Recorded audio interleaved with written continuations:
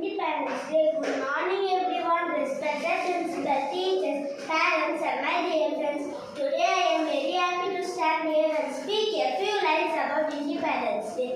We celebrate Independence Day on 15th August every year. On this day, in 1947, our country got freedom with its own. It is a very important day in this history of India. Our great freedom fighters like Mahatma Gandhi, Bhagat Singh, Subhash Chandra Bose, and Jawaharlal Nehru fought bravely to make India free. Because of the sacrifices, we are living in a free and independent country today.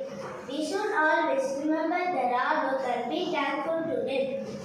On this day, we hoist the national flag, sing the national anthem, and celebrate with joy and pride. Schools, colleges, and offices organize functions and cultural programs. Independence Day is a symbol of our unity and strength. I am proud to be an Indian and I love my country very much.